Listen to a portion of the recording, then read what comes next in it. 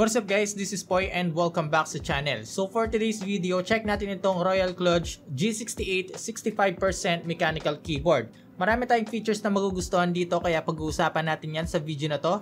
Okay, so bago tayo magsimula, ang price pala nitong G68 mechanical keyboard 2021 version sa market nasa around 2,800 to 3,000 pesos. So mag-iiwan na lang ako ng link dyan sa description box. Alright, so unbox na natin to para mapakita ko sa inyo yung itsura ng keyboard. Okay, so yung unang bubungad sa atin guys, yung G68. And then of course, yung user manual. May kasama na itong USB Type-C cable, keycap puller, may kasama ng switch puller at 4 na extra switches. So ang maganda dito guys, nag-offer sila ng extra switches. Sa iba kasi guys, wala. And here is it guys. So, dalawa yung kulay na available ngayon guys, color black and itong color white. Pag-usapan na natin yung design at build quality nitong G68. So, dito makikita na natin dito yung RK branding nila. Pero para sa akin hindi ko nagustuhan yung pagkakabit nila dito dahil gusto ko na mas malinis yung outer appearance ng keyboard tulad na lang dito sa key move.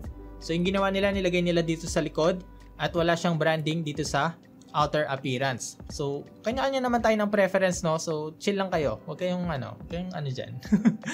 Dito naman sa upper part, makikita na natin dito yung USB Type-C port at dalawang USB-A 2.0 na pass-through. So, dito pwede tayo maglagay ng flash drives or other peripherals like mouse or headset. So, ito guys, magagamit lang natin to kapag naka-wired mode tayo. Dito naman sa ilalim, nandito na yung mga switch. So, ito na yung on and off switch at ito naman guys, yung switch para sa connection. So, it's either Bluetooth or 2.4 GHz wireless connection. Dito na rin natin makikita yung dongle. Ayan. And for me, kahit na wala siyang cover, okay siya para sa akin kasi malakas naman yung magnet.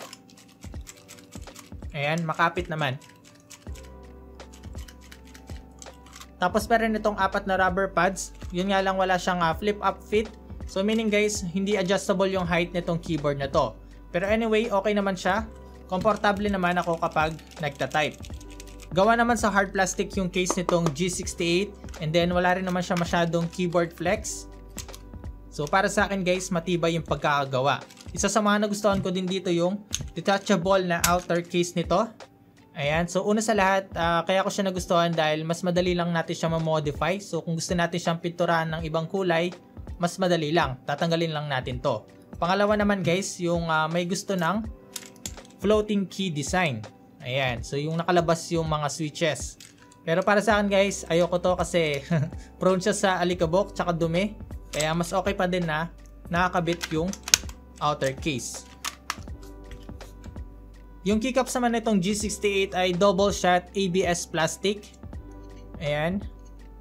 Then para naman sa mga legends, okay naman siya. Pantay-pantay naman para sa akin. Malinis tignan. Yun nga lang yung keycaps nito, ito yung nagsha-shiny kapag matagal na or yung parang meron siya ma-oily-oily. Okay lang naman yun para sa akin as long as malinis yung mga legends at pantay-pantay sila. At saka marami ng mga nagsilabasan ng mga murang keycaps ngayon kaya madali lang natin itong mapalitan. Ang available naman ng mga switches dito sa G68 ay RK Red, RK Blue at RK Brown. Supported din ito ng 5-pin switches so plus point yon para sa akin. Para naman sa mga stabilizer nitong G68 naka-preloop na sila. Ayan. And then yung lapat naman nito sa board, okay lang, tamang-tama lang, kaya lang syempre i-mod pa din natin to para maiwasan natin yung rattle noise.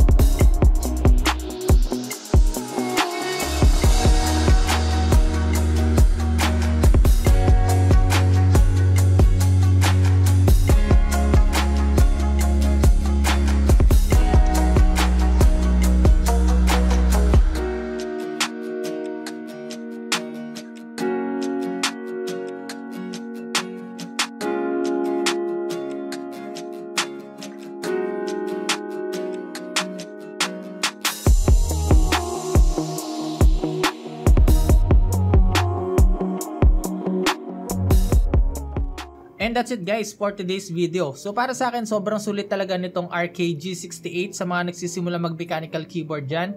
Una sa lahat, hot swappable and then supported ng 5-pin switches para kahit anong switch pwede nating ilagay dito. And then pangalawa is RGB of course. Pangatlo, may 3,150 mAh battery capacity na talagang matagal na rin natin siyang magagamit. Pang-apat, meron itong 3-mode connectivity, Bluetooth, 2.4 GHz na connection, and wired. Wala masyadong rattle noise sa stabilizer. And of course, yung detachable na case nito. So overall guys, yung worth 2,800 pesos, sulit na dito sa G68. Again, kung interesado ko sa keyboard na to, nag-iwan ako ng link dyan sa description box. And there you go. Kung gusto mo pa na ganitong klaseng chill, unboxing, and review, pinupayaw na sa'yo kaibigan, mag-subscribe sa channel na to. Huwag mo na rin kalimutan mag-like, share, comment, at yung notification bell para updated ka pag meron tayong bagong upload. Again, this is Poy, unboxing anything just for you. Hanggang sa muli nating pagkikita. Nice soup!